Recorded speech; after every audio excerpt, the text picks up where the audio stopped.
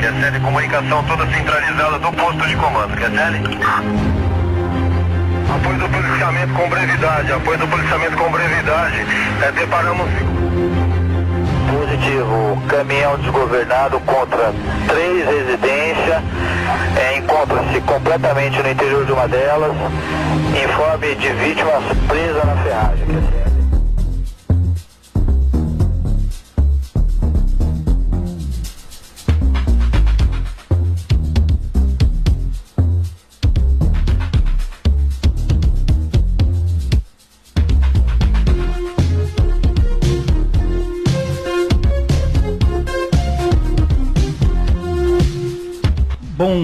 Bom dia.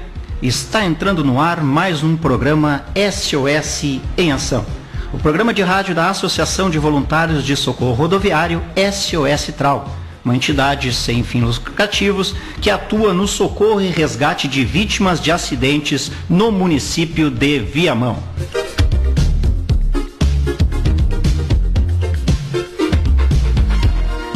Com a apresentação do resgatista Marcos Fraga e produção de Eduardo Estoduto. Todas as sextas-feiras, das 11 ao meio-dia, traremos para nossos ouvintes um resumo de nossas atividades da semana e sempre um convidado para falar sobre algum tema relacionado à saúde que aproxime a comunidade e do conhecimento de primeiros socorros. Você pode ficar sabendo mais sobre o nosso grupo através do nosso perfil no Facebook, facebook.com/SOS Trauma, ou curtindo a nossa página nesta rede social. A entrevistada dessa semana é a enfermeira Adriana Galê e nós estaremos falando sobre doação de órgãos. Bom dia, Adriana, seja bem-vindo à Rádio Alternativa 87.9. Bom dia, Marcos, bom dia, comunidade de Viamão, bom dia, os voluntários da SOS Trauma. É isso aí. Então hoje nós temos um assunto aqui para amanhã toda, eu acho que falta tempo, né, Adriana? É muito assunto. É muita coisa. São muitas, né? Dúvidas. Muitas dúvidas. Então vamos começar, né, a perguntar e para que a gente possa tirar cada vez mais as... Eu gostaria que tu falasse, Adriana, sobre a tua experiência nesse tema doação de órgãos. O que te levou a te focar realmente sobre a doação de órgãos? Na verdade, foi uma paixão pela Santa Casa de Porto Alegre, desde o tempo da faculdade, que é aquele momento que tu passa e diz, eu vou trabalhar aqui um dia, e especialmente no Hospital Dom Vicente Scherer, que é o hospital, é o centro de transplantes da América Latina, o maior centro de transplantes da América Latina, e desde 2008 que eu trabalho no centro cirúrgico. Trabalhei lá no Centro Cirúrgico do Dom Vicente, então começou um aprendizado do dia a dia com o transplante, e coisas que a gente não aprende na faculdade. Então é só no dia a dia e é apaixonante. Sim. A gente fica entre a dor da perda e a alegria da recuperação. Sim. E é apaixonante, não tem como não se apaixonar pelo transplante, porque emociona mesmo quem trabalha todos os dias. E é interessante que essa emoção, ela... Cada vez que a gente vai trabalhando, cada vez que nós vamos nos aprofundando na nossa área de trabalho, você que é enfermeira, a gente vai se apaixonando, né? Mas eu acho que a perda, ela não é tão grande, claro que a perda é grande, mas ela não é tão grande quanto você pegar e trazer à vida aquele que já realmente estava com os dias contados, né? A maioria das famílias que optam pela doação dos órgãos do seu familiar, no momento de perda, no momento de dor, tem uma recompensa, um alívio dessa dor durante o velório, durante todo o processo, porque eles entendem que eles vão estar ajudando outras famílias a ficar um pouquinho mais com o seu familiar, e eles entendem que o familiar deles vai continuar fazendo bem e vai estar um pouquinho vivo em cada uma dessas pessoas que vai receber o órgão. Eu queria que você nos explicasse, você trabalha na Santa Casa, né? Então foi concretizado o teu sonho quando você passava ali na frente, olhava um dia eu vou estar ali dentro. Com certeza. Né? Então foi concretizado. Eu gostaria de saber sobre essa campanha da Santa Casa, o 1 Salva 8. O que é isso, 1 Salva 8?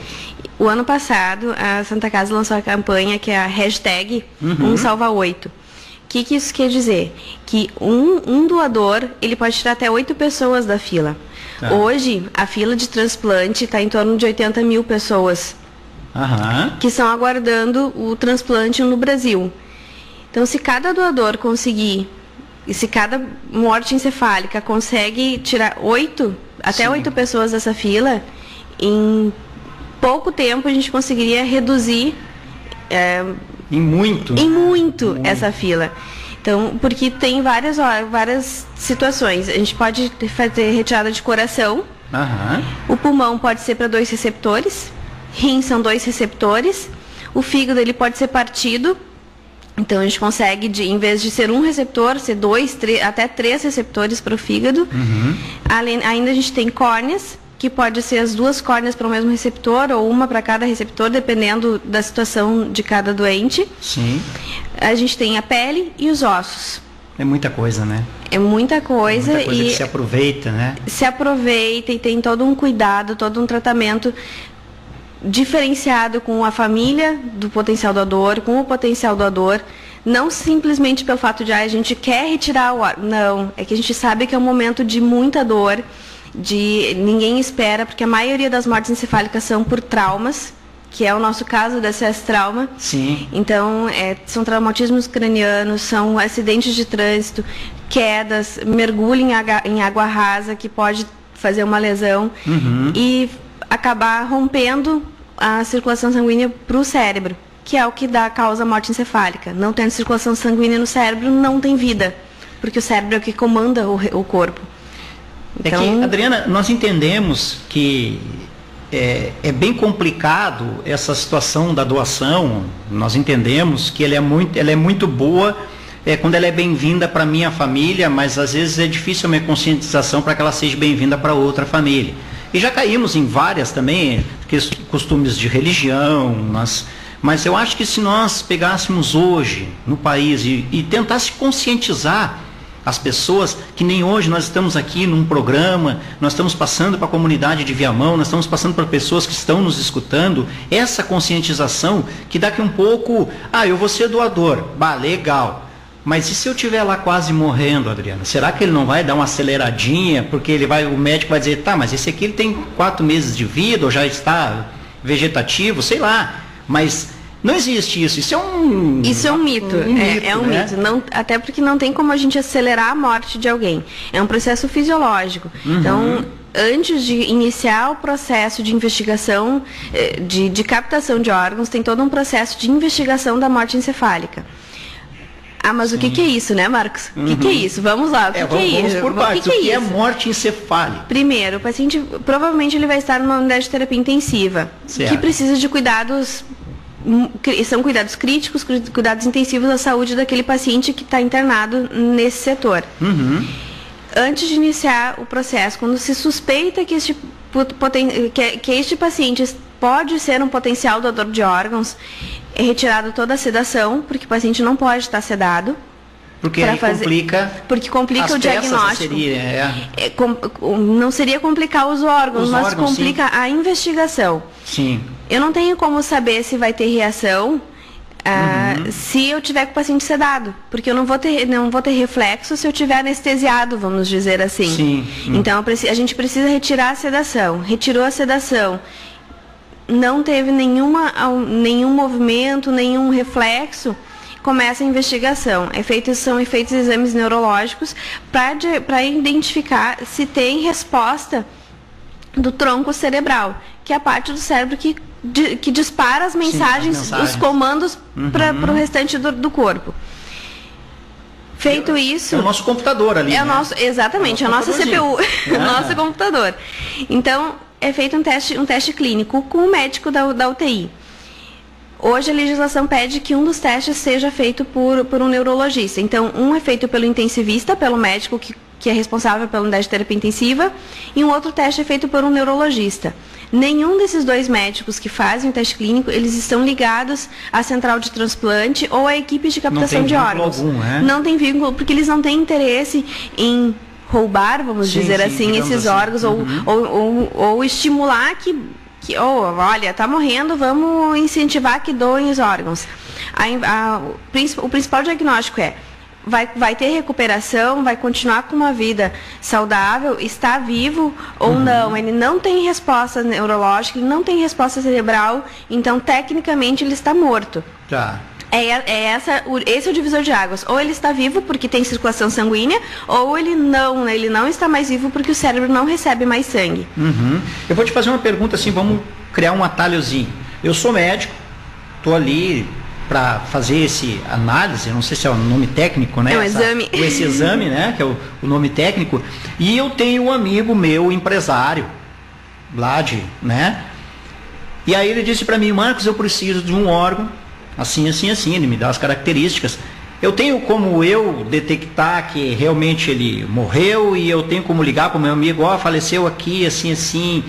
Como é que eu chego nessa doação, doutora? Como é que eu vou dizer assim, eu estou na fila, existe uma fila séria, ou dá para pegar atalho? Como é que eu chego aí? Não tem atalho nessa fila. Na verdade, as pessoas que estão doentes com insuficiência renal, insuficiência hepática, insuficiência pulmonar, elas fazem acompanhamento de ambulatório com as equipes dos respectivos órgãos, das respectivas áreas. E o médico clínico que vai dizer, olha, tu precisa de um transplante porque não tem nenhum outro tratamento alternativo que vai te dar um suporte maior e uma qualidade de vida melhor. Certo. O melhor é o transplante. Então, este médico, ele pede todos os exames para esse receptor e encaminha todos os dados deles para a central de transplantes. Certo. E não importa se for particular, se for SUS, se for convênio, a fila é a mesma. O que vai diferenciar? Eu estou na fila, meu tipo sanguíneo é AB negativo. Eu preciso de um transplante de fígado. Certo.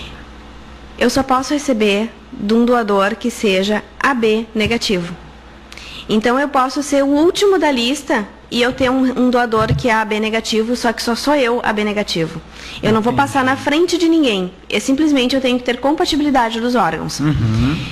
Considerando o transplante renal, o transplante de rim, a fila é gigantesca, certo, mas ao mesmo tempo é uma fila que anda relativamente rápido, porque o rim, a gente consegue muito mais doadores de rim do que dos outros órgãos. Doutora, não cortando a senhora, mas é isso que é a explicação que nós estamos trazendo para a população hoje. Ele não está cortando a fila, ele está entrando dentro da característica que o órgão se apresentou. Isso. E ele está na fila, independente se ele é o 300, 400, mas as características, o próximo seria ele. O próximo seria ele pela característica do doador. Isso. Porque tem um caso, dois, que pode ser passado na frente. Em caso que, se o receptor tiver, a exemplo do fígado, com um diagnóstico de uma hepatite aguda, certo, que ou ele transplanta ou ele morre, tá, e aparecer um órgão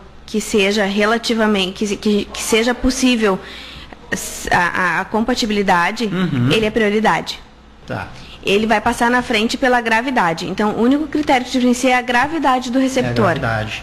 Se o receptor estiver mais grave, ele vai ser priorizado dentre os outros receptores, pela gravidade. Outro mito, doutora. Nós estamos aqui entrevistando a enfermeira Adriana Galê, que está nos dando a honra aqui nos estúdios da Rádio Alternativa. Nós estamos falando hoje sobre doação de órgãos. Nós entramos no Outubro Rosa. Outubro Rosa, né? Isso. É interessante isso. Então, nós estamos aproveitando para tentar tirar o máximo aqui da doutora, porque nós precisamos desmistificar isso. Doutora, eu consigo pegar alguém, tirar os órgãos dele, levar lá para uma banheira? Fala um pouquinho sobre o filme Sete Vidas, doutora. O que esses produtores, isso que eu tenho comigo mesmo, essa parte crítica, porque assim, os produtores, eles enjambram uma história, contam uma história, mas eu acho que eles não têm a noção do poder de manipulação do ser humano. Porque daqui a pouco ele passa um filme, passa um programa, a pessoa compra aquilo como se fosse realidade, e hoje eu não dou meu órgão mas de jeito nenhum.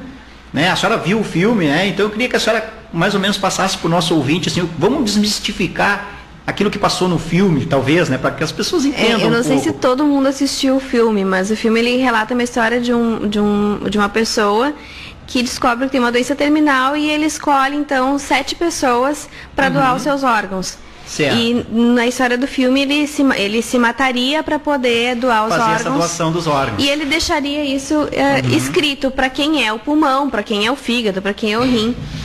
Mas isso não é possível. Certo. Porque eu não posso doar o meu órgão, escolher para quem eu vou doar. Assim como eu também não posso me matar e mandar uma cartinha para o hospital: olha, eu estou me matando, vem aqui e tira meus órgãos. Mas não nem registrar em cartório. Eu registrei, tem uns que dizem, né? Eu registrei, eu faço, isso hoje, é a minha vontade. Hoje o que é a minha vontade? É eu dizer para minha família: olha, se eu tiver uma morte encefálica, se eu morrer, eu sou doador de órgãos. Porque hoje no Brasil, desde 2001, a legislação mudou. E antes, acho que as pessoas mais antigas lembram que precisava ter na carteira de identidade: sou doador de órgãos ou não sou doador de órgãos. Isso. Então isso foi na legislação de 97, que foi a primeira legislação dos transplantes. E quem não estivesse, que a gente chamava de doação presumida, se não tivesse no meu documento que eu não sou doador de órgãos, qualquer equipe médica, se em caso de morte, poderia retirar os órgãos. Certo. Como gerou muito transtorno na população, muito medo de eu vou estar na rua, vão me levar e vão tirar meus órgãos para salvar outra pessoa, gerou um transtorno muito grande e foi modificada a lei para doação, consentimento familiar. Certo. Então, mesmo que eu tenha escrito, registrado no cartório que eu sou doador de órgãos, se a minha família, no momento da morte, dizer que não vai doar, não vai ser doado. Então a vontade é dos que ficam, não do que foi. Digamos assim, é isso, mas a maioria das famílias respeita a vontade do falecido. Do falecido, né? Então, se tu diz para tua família que tu é doador, a maioria das famílias respeitam esse desejo. Então é importante falar para a família, comunica a família, porque a família é quem vai assinar dizendo que, ok, pode retirar. Da mesma forma que a família que pode dizer: tá, eu vou doar coração, pulmão, rim, fígado, mas eu não quero que mexa nos olhos, eu não quero que tire a pele. Isso é respeitado. Certo. Porque no momento da entrevista com a equipe que faz a entrevista familiar, isso tudo é dito, tudo é explicado. E é dado um tempo para a família pensar, conversar e dar o retorno.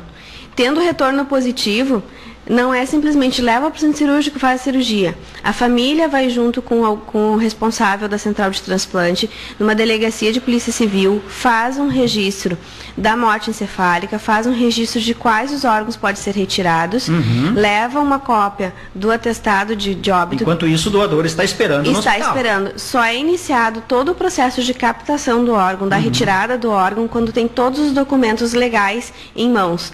O paciente ele só entra para a sala cirúrgica se tiver esses documentos junto com ele. Senão não é feito. É parado para o processo. Uma dúvida que eu tenho, doutor, aqui, eu acho que muitos dos nossos ouvintes têm, a doação de córneas. Eu tenho daqui um pouco eu penso, poxa, eu doei as córneas do meu filho, mas na hora do sepultamento, costuraram os olhos dele para deixar fechado, porque não tinha mais olho, tiraram o olho. Não, aquilo não é um olho, é um globo ocular, né? Vamos explicar direitinho. Mas e como é que é feita a captação das córneas, doutor? Ele continua com o globo ocular, você olhando, é tranquilo. Na captação da córnea. Como funciona isso? A córnea ela pode ser doada tanto para morte com morte cefálica ou com o coração parado. Porque aquele paciente estava na UTI e o coração parou de funcionar. É feita entrevista da mesma forma com a família, para captar as córneas. E a família pode dizer sim, ok, pode retirar. E essa entrevista, doutora, vamos atalhar um pouquinho, ela é feita depois da morte ou depois da morte? A equipe ela pode pensar, você quer que ele seja doador? Porque daqui a pouco você está incentivando que o cara morra de uma vez para tirar os órgãos. Toda entrevista, tanto com o coração parado para córneas, quanto para o restante da captação dos outros órgãos, é depois do diagnóstico de morte. Certo, então antes não existe. Não existe, vamos brincar não existe ninguém urubuzando, vamos dizer assim. Desenho animado, urubu em volta. Não existe isso. A equipe, ela espera, sempre é feita a busca ativa para saber como é que estão os pacientes, se tem para investigar algum potencial doador com morte encefálica. Então, tem sempre uma equipe indo nas UTIs, fazendo essa visita, tirando esses mitos da própria equipe de saúde, que tem as mesmas dúvidas da população, as mesmas dúvidas, né? Tem os mesmos medos, a mesma insegurança de será que realmente está morto? E não tem como não estar morto, porque além do teste, lembra que eu falei do teste do exame neurológico, é feito o exame de imagem que a foto, tira a foto da cabeça da pessoa para dizer, para mostrar se tem ou não tem circulação de sangue. Então não tem como adiantar ou atropelar. Da mesma forma que nas córneas, quando ocorre o falecimento, a equipe da UTI comunica a central de necrotério do hospital, que avisa essa pessoa que é responsável pela captação das córneas. E ela vai até a família e conversa e explica como que é feito o processo. É retirado, se tem o aceite da família, é retirado todo o globo ocular. Mas não fica um buraco, que a maioria das pessoas se vou ter que fazer o velório, então um caixão fechado, porque vai ficar com um buraco aberto onde tinha o olho. É feita a reconstrução, como se a gente colocasse um outro globo ocular.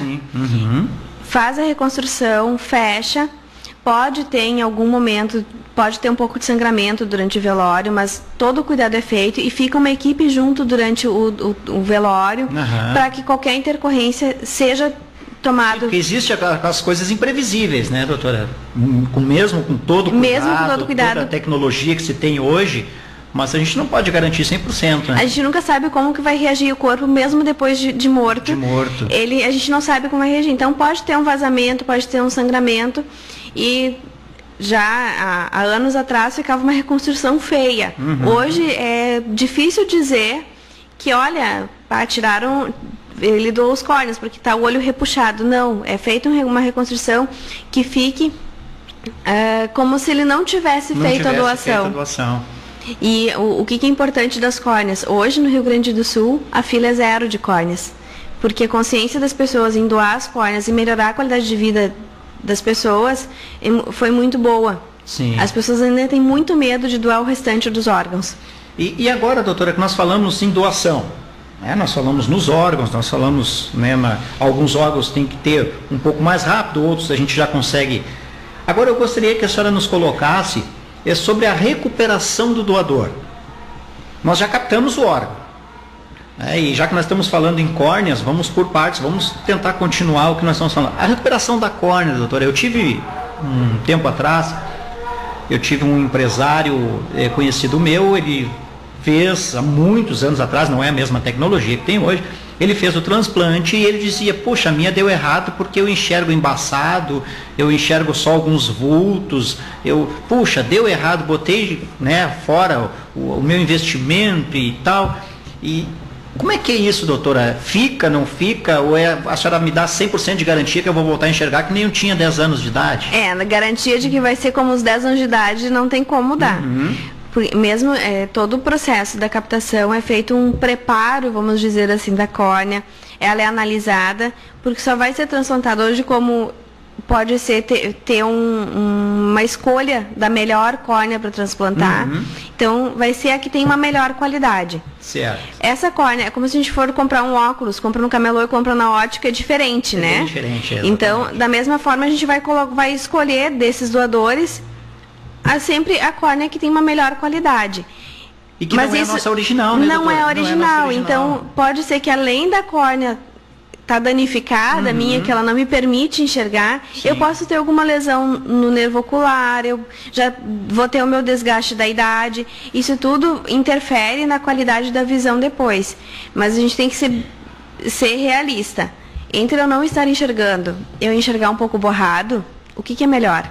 Sim, exatamente. Só que nós temos aquela ideia, né? Nós temos, eu fiz e tem que ser bom, tem que ser 100%. Não é assim que funciona, né? Com o corpo humano nada é 100% garantido. Às vezes a gente compra uma televisão e nem sempre a imagem é boa, né? Quem dirá com a gente pegar o órgão, pegar uma partezinha de uma outra pessoa que está doando para nos ajudar e ainda reclamar que está ruim? Exatamente, a senhora fez a comparação de comprar um televisor, a imagem não é boa, mas o televisor a senhora comprou novo. Ali a gente já está recuperando já algo que já foi usado, né? Já foi, talvez... Já tem a sua idade de uso do dono original, para agora a gente poder estar utilizando e ter uma qualidade de vida melhor. As pessoas não entendem esse grande avanço, né? Não depender de alguém o tempo inteiro, que seja para ir no mercado comprar um pacote de arroz, que a maioria tem que ir com alguém para não ser enganado, não ser ludibriado, para atravessar uma rua, não depender de alguém, para ela já conseguir sozinha fazer fazer as suas atividades sem depender tanto de outras pessoas. Então tá, nós estamos aqui nessa bela companhia da enfermeira Adriana Galê, e também chegou aqui nos nossos estúdios nosso resgatista Cunha. Depois do intervalo ele vai estar falando um pouquinho sobre o que aconteceu também no final de semana. Estamos por aqui, nós vamos por um rápido intervalo e já voltamos em mais um SOS em Ação.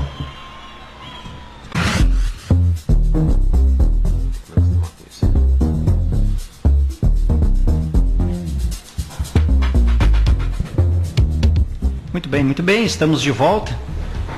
Nós estamos aqui entrevistando a enfermeira Adriana Galê. Nós estamos falando hoje sobre doação de órgãos. Primeiramente, antes do nosso amigo Cunha ali trazer o relato, eu gostaria de mandar um abraço para o seu Chico Guedes, que está aí na escuta, aí falamos por telefone. Um abração, seu Chico Guedes, a dona Anitta, o seu Amansor, toda essa turma aí que está nos escutando e com certeza tirando muitas dúvidas. Segue aí o nosso abraço, o nosso carinho e o respeito a todo esse pessoal aí que está na escuta do programa SOS em Ação. Então tá, Adriana, um transplantado, ele consegue ter uma vida normal, a voltar a ter uma vida normal? Em seguida entra já o Cunha aí. O transplantado, ele consegue ter uma vida normal. Ou mais próximo do normal, vamos dizer assim. Porque nunca quando é da mesma forma que um carro, quando a gente troca de peça, nem sempre ele volta a ser o carro zero, na verdade. Então, da mesma forma com o transplante, vai ser o melhor do que estar com aquela pecinha estragada. Mas não quer dizer que vai ser da mesma forma que era antes da doença original. Certo. Vamos considerar o paciente do transplante renal. Ele não vai precisar mais ir fazer hemodiálise 3, 4 vezes na semana. Ficar uma manhã inteira, uma tarde inteira, ligado numa máquina, para poder ter a sua função renal, a sua filtração do sangue feita. Certo. Com o transplante, ele vai ter que tomar medicação, tem os imunossupressores, tem o acompanhamento que ele vai ter que fazer, tem ainda um cuidado com a quantidade de água que ele vai ingerir, mas ele não vai precisar ir para a clínica de hemodiálise. Entendi. O rim que ele transplantou vai fazer esse trabalho e ele vai ter uma vida o mais próximo do normal. O que a gente tem de exemplo, até para as pessoas poderem visualizar, anualmente é feito o jogo dos transplantados. Certo, nós não sei se lembra que tem o jogo transplantado. São pacientes transplantados que voltam a trabalhar, que voltam a fazer atividade física, e é promovido esse jogo de futebol na beira da praia, junto com a equipe médica. São times mistos, para não ficar injusto, né? Sim. Que prova que tem como ter uma vida normal, como ter essa vida normal de novo.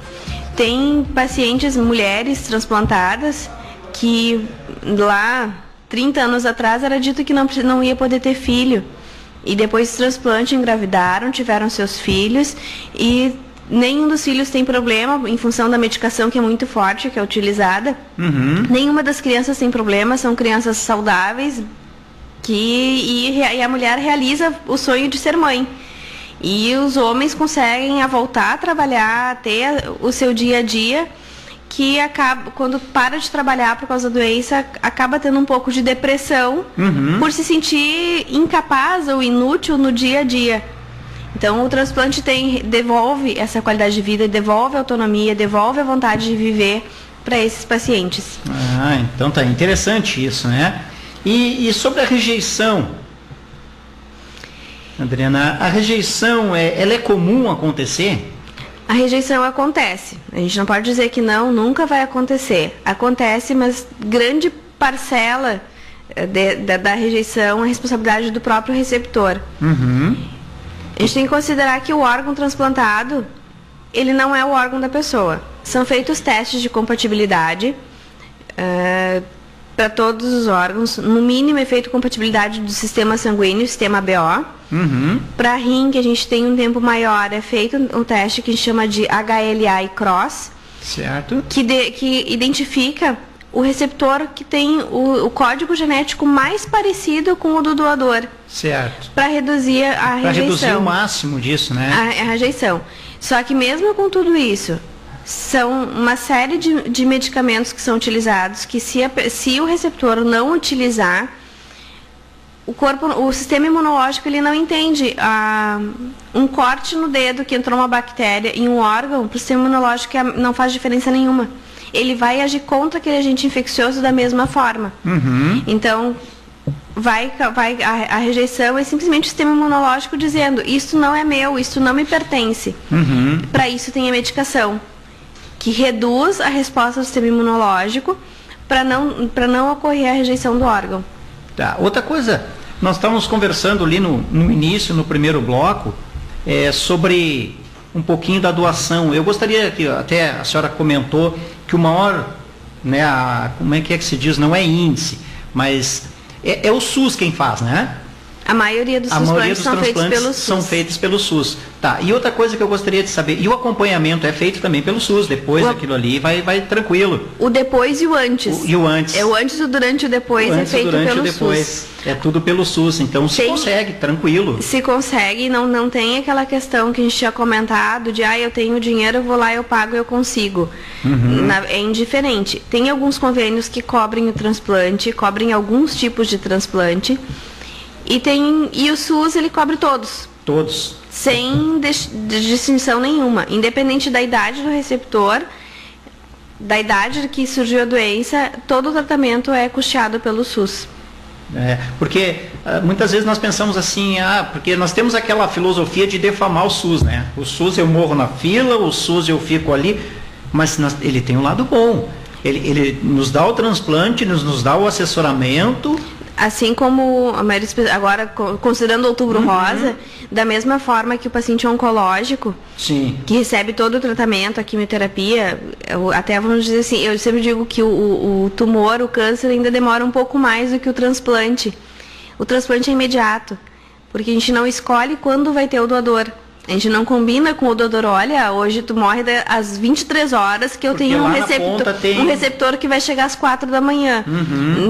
Na verdade é o contrário, a gente recebeu, diagnosticou, tá tudo ok para fazer a captação, a gente liga para o receptor. Seu fulano, tem um potencial doador, preciso que venha para o hospital. Tem paciente que vem para fazer o transplante na Santa Casa, vem de Uruguaiana, de Alegrete, de Bagé. Então, de tudo quanto é canto, né? A gente tem várias ONGs que fazem esse acompanhamento do transplantado, que abrigam receptores que são do Amazonas, do Nordeste, que vêm para o Rio Grande do Sul para fazer o acompanhamento com a equipe do transplante pulmonar no Rio Grande do Sul. E eles acabam se mudam para o Rio Grande do Sul para fazer esse tratamento no Rio Grande do Sul, porque o SUS dá essa possibilidade. Sim. Considerando o transplante de pulmão, são poucas equipes que fazem este transplante. A gente tem equipe no Rio Grande do Sul, Santa Catarina, São Paulo, Rio de Janeiro e uma outra espalhada no restante do país. Né? Só que comparar a necessidade de São Paulo com o Rio Grande do Sul, é mais fácil o receptor vir para o Rio Grande do Sul do que em São Paulo. Então tem essa logística toda que o SUS dá todo esse apoio, dá o acompanhamento, inclusive de estadia durante a espera do transplante. Que isso é importante, né? Que a maioria das pessoas não sabe que acontece isso. Exatamente, isso que eu gostaria de desmistificar. É isso. As pessoas pensam, mas eu tô aqui em São Paulo, tem lá no Sul, mas e como é que eu vou, com quem eu falo, de que maneira eu procedo? O que é importante também, eu não consigo me listar, voltando para a lista, eu preciso de um transplante de pulmão. Eu não vou conseguir me cadastrar na lista do Rio Grande do Sul, Santa Catarina e São Paulo. Tá. A lista é única. Ela é única, em qualquer estado. Se eu me listei no Rio Grande do Sul, o meu transplante vai ocorrer no Rio Grande do Sul. Mas mesmo que eu troque de estado, se eu trocar de estado, eu vou ter que trocar de equipe e eu vou seguir na lista, porque eu já estou listado. Então não adianta eu tentar me listar em vários estados para ter uma prioridade, para ser mais rápido, porque isso não vai acontecer. Tu só consegue fazer um cadastro único na lista de transplante. E esse cadastro único da fila do transplante, ele é cuidado por uma única equipe que determina todo o país. Isso, como é que funciona? A gente tem as centrais estaduais de transplante, certo, que são as que coordenam dentro do estado para quem entra na fila e quem sai da fila porque conseguiu o transplante. Da mesma forma, e as centrais estaduais são reguladas pela Central Nacional, que fica em Brasília. Certo. Então, quando acontece de ter uma oferta nacional de órgão, o Rio Grande do Sul recebe muito pulmão de Santa Catarina, porque Santa Catarina não tem o receptor e a gente tem. Então, a equipe do Rio Grande do Sul vai em Santa Catarina, faz a captação e transplanta no Rio Grande do Sul, que é a distância máxima que a gente consegue para dar o tempo de fazer o transplante de pulmão. Da mesma forma, a gente recebe órgão que vem do Nordeste, porque não teve receptor lá. Quando não tem receptor no Estado, o Estado comunica a Central Nacional, que faz a oferta para as demais centrais estaduais. E a Central diz, eu tenho receptor, me manda esse órgão. E coloca na lista, inicia os testes de compatibilidade e segue o transplante normal. Mas e você entra no sistema. A Central tem um sistema. Eles têm um sistema. Você entra no sistema dizendo, eu preciso de um rim e as características é essa, depois daquele análise que a senhora falou. Isso. E aí a própria central entra em contato de volta. A central entra em contato de volta e entre as centrais elas se comunicam e identificam onde tem o potencial receptor para esse órgão. E a central entra em contato com a equipe médica e contatam os receptores para ir até o hospital onde a equipe faz a sua cirurgia. Isso no caso nós teríamos que sairmos daqui, a nossa equipe lá para buscar o órgão. Eles não nos trazem. Se for o pulmão, a equipe da Santa Casa faz a retirada em Santa Catarina. Mas se for o rim, por exemplo, o rim, a equipe do estado onde foi captado faz a captação, eles fazem a oferta do órgão no estado e não tendo a receptor, essa central do estado oferta para a Central Nacional, que vai distribuir, é uma central de distribuição, vamos brincar assim, sim, né? Que vai ofertar, olha, eu tô com um órgão aqui, eu preciso de alguém para a gente poder doar esse órgão. Para fazer esse órgão voltar a funcionar. Ela mesmo coloca a central ela coloca... Quem distribui de volta esse órgão para um receptor. Para não se perder, porque senão perderia o sentido da gente fazer a captação e perder o órgão porque não tem receptor, sendo que tem tanta gente no Brasil que precisa. Então o órgão viaja, não é o paciente que viaja, é o órgão que viaja até onde está o receptor. E é interessante que isso aí, agora a senhora falando, eu noto que o órgão ele só viaja com o doador. Aliás, o transplantado para esperando, porque ele não sai de lá e diz, não, eu vou trazer um lá de São Paulo, eu vou deixar uns 2 corações aqui armazenados, porque daqui a pouco pode trocar. Não, ele já vem direto para a pessoa. Já vem direto para a pessoa que vai receber. E tudo acontece em questão de horas, né? São horas, não tem muito tempo, é tudo muito rápido. E da mesma forma que não tem como eu trocar. Vamos usar o Cunha de exemplo. O órgão veio para o Cunha, mas o Marcos está para chegar, está ali e diz, mas eu cheguei primeiro. Se o Cunha chegou 2 horas depois para transplantar o rim e ele é mais compatível do que o Marcos, o Cunha vai receber esse órgão e não o Marcos. Porque aí a rejeição ela é menos... Vai ser menor do que... Por isso que tem a compatibilidade. E para ficar também claro, o hospital recebe um documento da central de transplante dizendo que o rim direito do doador ABC vai ir para o receptor CDE. Não tem como a gente trocar, porque tem que ser conferido. Junto com toda a documentação, tudo é conferido, todos os dados. Nome completo, dados de documentos. Sim. São todos os dados conferidos. Né? Muito bem controlado. Impossível a gente nunca pode dizer porque tem o fator humano, mas é muito difícil de acontecer qualquer erro porque são várias pessoas fazendo a mesma conferência da mesma documentação até efetivamente acontecer a cirurgia. E já é algo, né, que eu vou brincar um pouco com a senhora, já é algo que é mais fácil de dizer, esquecer um bisturi dentro de uma pessoa do que botar um pulmão no lugar do coração. Com certeza. É impossível, não tem como. É impossível, não tem como. Então, até porque as equipes conhecem o seu paciente, então não tem como eles chegar ao Marcos e dizer que o Marcos é o Cunha porque ele quer fazer o transplante, porque a equipe conhece o paciente e vai dizer, não, mas... talvez de anos, né? Exatamente. Então não tem como fazer essa troca. Eu gostaria de aproveitar um pouco mais o espaço aqui, que já se reduz cada vez mais, para nós batermos nessas campanhas. Essa campanha como é que nós deveríamos deflagrar uma campanha muito mais do que já é, uma conscientização muito maior do que ela já tem, né? De conseguirmos pessoas de doação. A gente esbarra, claro, eu já falei, né, no primeiro bloco, nós esbarramos com a religiosidade, nós esbarramos com N motivos, mas o que a gente pode fazer, enfermeira Adriana, da gente pegar e sacudir mesmo, sabe? Fazer o pessoal comprar a ideia. Usando a campanha política, é o boca a boca. É um falando para o outro, e as respostas positivas que tem é quando tu conhece alguém que recebeu um órgão e está bem. Isso é uma campanha muito positiva. Acontece depois de 2, 3 anos ter o falecimento, acontece, ninguém é eterno, não é verdade? Sim, com certeza. Então acontece de depois chegar a falecer, porque não é em função do transplante, é o restante do corpo que também acabou cansando, vamos dizer assim. Mas o principal é a campanha, é o tirar o medo, tirar o mito.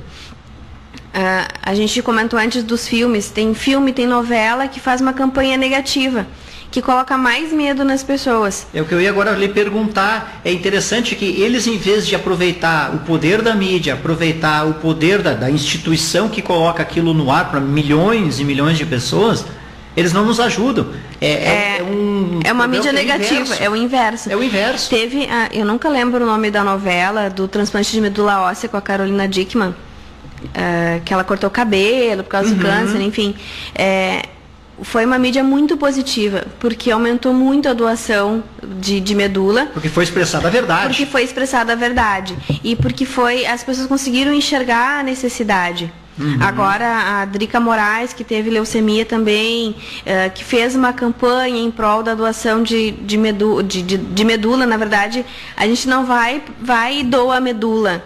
A gente doa 10 ml de sangue, como se fosse uma coleta de sangue para o laboratório. Isso fica num cadastro. Se tiver um receptor que precise, a central contata e diz: olha, Marcos, eu tenho uma pessoa na Bahia que precisa da tua medula. Tu quer doar ainda? Tu pode doar? Sim. O que Marcos vai dizer? Claro que eu vou. O Marcos não vai gastar nada com essa viagem. A central leva o Marcos faz o procedimento, que é um procedimento cirúrgico, vai para o centro cirúrgico, tira um soninho com anestesia, é coletado sangue do ossinho do quadril, do osso do quadril, e é transplantado Vamos por partes. É uma questão assim que tudo... Exatamente, vamos por partes aqui, que já fiquei com dúvida.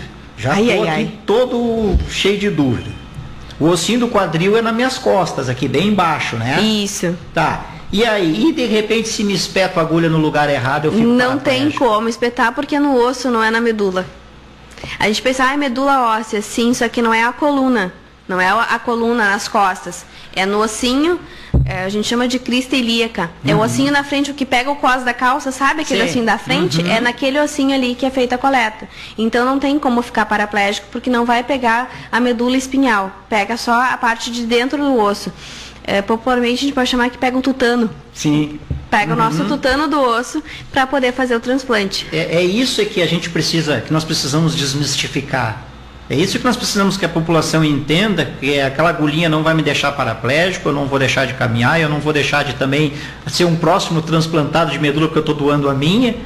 E a senhora colocou algo ali da Carolina Dickmann, foi interessante, que hoje está se fazendo essa campanha do cabelo, do câncer, né? A criançada doando o cabelo. O cabelaço. Exatamente. Então, o que eu vejo hoje é uma falta da mídia comprar essa briga.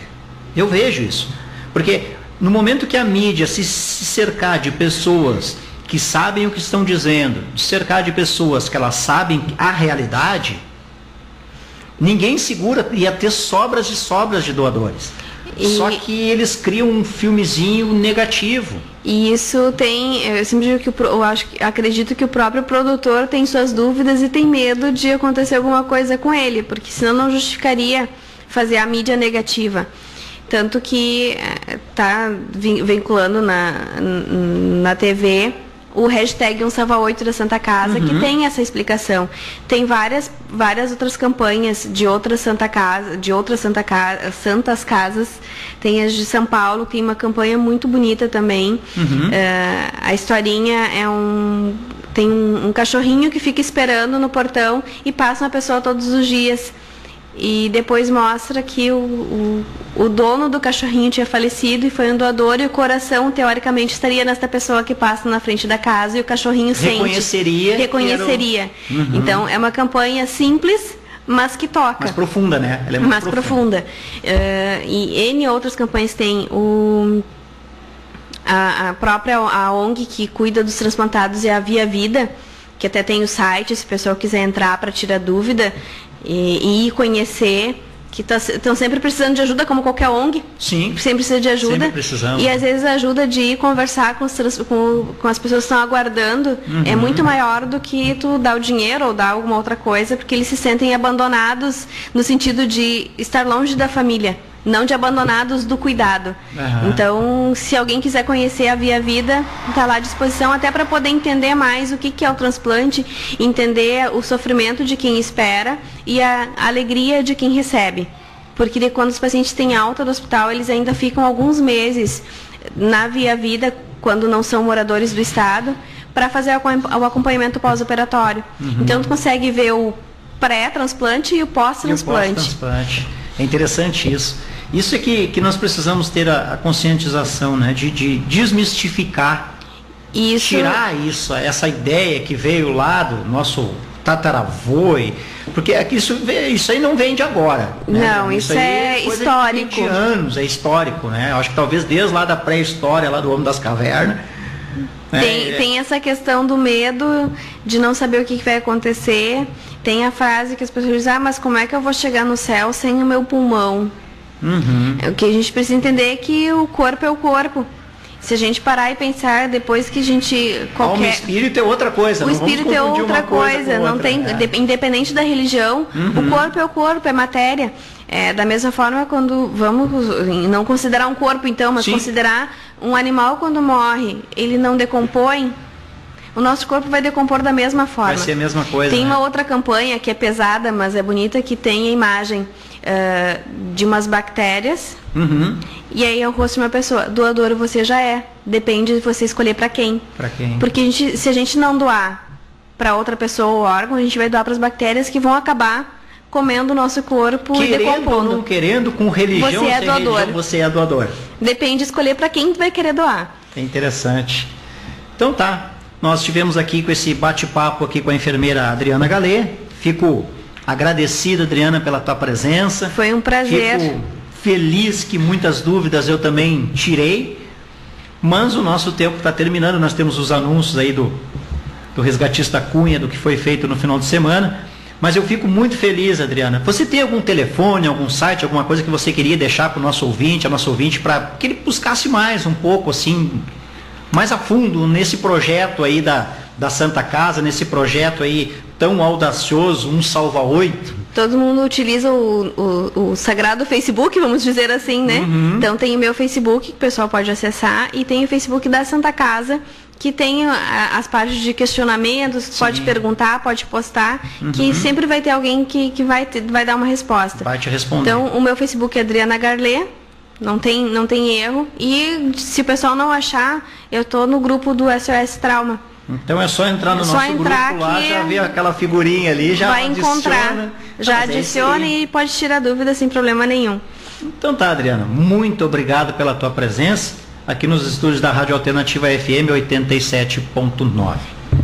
Cunha, vamos nós agora para os nossos finais de semana, nossos boletins informativos. Bom dia, Cunha. Bom dia, Marcos, bom dia, enfermeira. Princípio, desculpa o atraso. Esse fim de semana foi um fim de semana bem atípico e foi bem tranquilo. Nós tivemos uma ocorrência só sexta-feira à noite. Fomos acionados pela SAMU de Viamão, que a princípio eles tinham passado nem eles sabiam direito o que tinha acontecido, um acidente de trânsito. Deslocou uma viatura deles, mas a nossa. Quando chegamos lá, era quando um ônibus da Viamão passou próximo à VAP, ali no finalzinho da Protásio. Eles jogaram uma pedra no vidro do ônibus ali, veio machucar uma menina e um rapaz, né? Fizemos um curativo na menina ali, deslocamos com ela para HCV, porque foi bem profundo o ferimento e era necessário alguns pontos ali, né? Então foi removido para o hospital de Viamão. Esse foi o final de semana da SOS Trauma no final de semana passado. Foi.